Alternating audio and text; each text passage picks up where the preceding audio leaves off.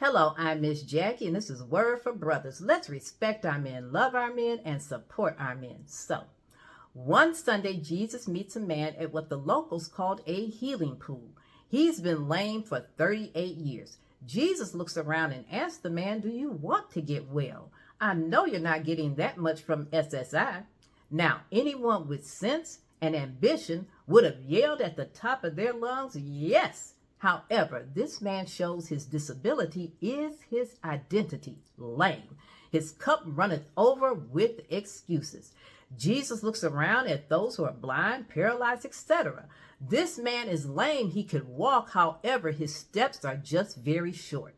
Jesus watched while all the disabled summoned whatever able they had and made it to that pool, leaving this man behind with his excuses. Jesus, being sick and tired of being sick and tired for this man, just tells him to get up, get your backpack and go. Next, we see him being stopped by some in the religious community who love to major in the minor. They ask him, "What are you doing carrying your backpack on a Sunday? No, glad to see you're doing better, brother." None of that. Instead of our man manning up and politely saying, "I don't believe I've ever seen you at the pool praying for me and the others.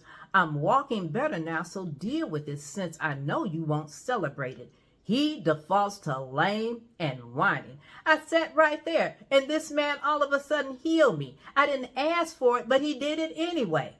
Pause. Someone makes an all for the better, life-changing difference in your life, and you don't bother to ask him his name. Not only lame, but no manners. And also, this happens in Jerusalem.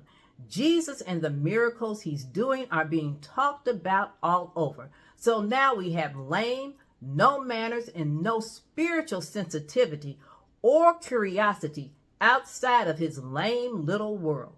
Maybe hearing the voice of his mama telling him he ought to go to church, he does. And Jesus finds him there. He tells him, "Look, you're well, but not healed.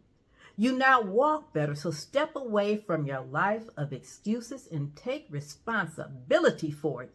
Get in the driver's seat. I'll take the wheel, and together I'll get you where you need to go." Maybe it was that responsibility piece that shook him. Anyway, he walked away better to find and tell those who had asked before exactly who it was who had healed him. People he may have suspected meant Jesus no good, but wouldn't bother him. We don't hear about this man anymore. Unlike many Jesus healed from diseases and disabilities, the word doesn't say that this man followed Jesus. He probably had an excuse for why he didn't. And let us uplift and praise our men who take personal responsibility, no longer making excuses, but walking away from whatever is holding them back from the life God has for them. See you next time.